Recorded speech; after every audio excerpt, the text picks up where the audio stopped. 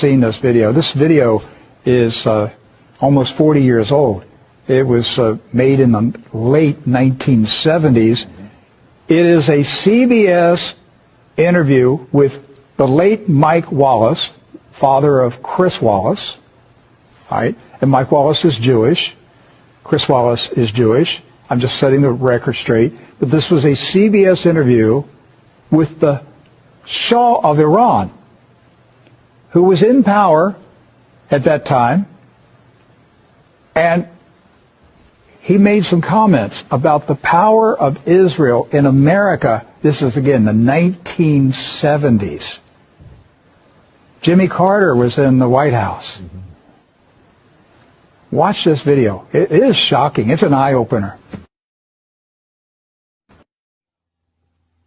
The Shah of Iran was unusually and refreshingly open in several interviews. When I used a phrase he didn't like, he clearly enjoyed the chance to throw it back at me.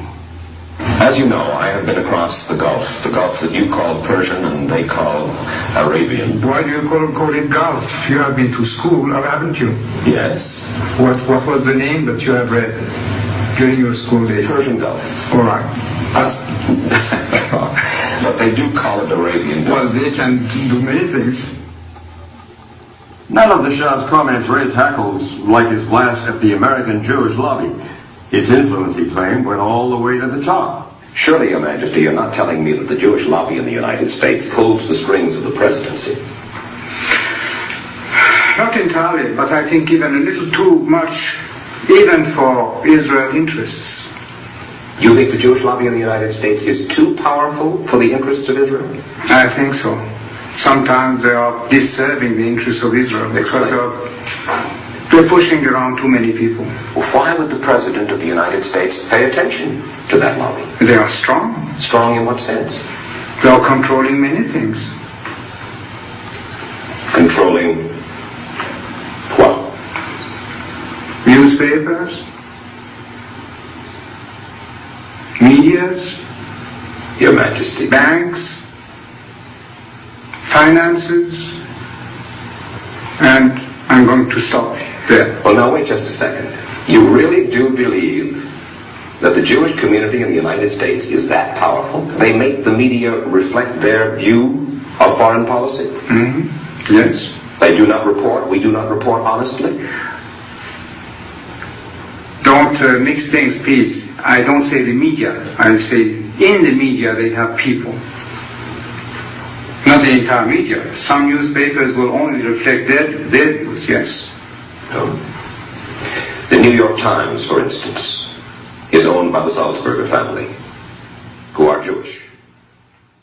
Are you suggesting that the New York Times is biased in its treatment of the question of Zionism, Israel's existence, the United States' relationship with the Arab world? I will have to put all the articles of the New York Times written on this subject and draw the conclusion. You can put this to the computer and it will answer you. What you're saying is that, yes, you do believe. Well, let's wait for the answer of the computer. Washington Post. The same. The networks. Yes. I must say you are speaking with your characteristic candor. The Shah of Iran, 1976. Did you notice how nervous he was? On CBS News, he was nervous because of what he was saying. What happened to the Shah of Iran? 1979, he was removed. The revolution. What happens when you challenge the regime? They have a revolution. That's what we've been talking about. You go up against the system, you have a revolution. So Iran had a revolution. They had the revolution because of that interview on CBS News. They made a decision. He's got to go. He challenged us. He dared to out us. I'm going to tell you what's going on right now. Now, I'm directing this to YouTube because my staff just notified me while that video was playing that YouTube is suppressing our feed right now. We've been dealing with problems with YouTube recently. And They're shadow banning us right now. We typically have 1,000 people watching the live feed. Right now we have 12. Okay. Typically we'll have anywhere from 8 to 15, 20,000 people who will watch the video on YouTube after it's posted for a video on demand. We'll see tomorrow what the numbers are. But right now, they are suppressing True News.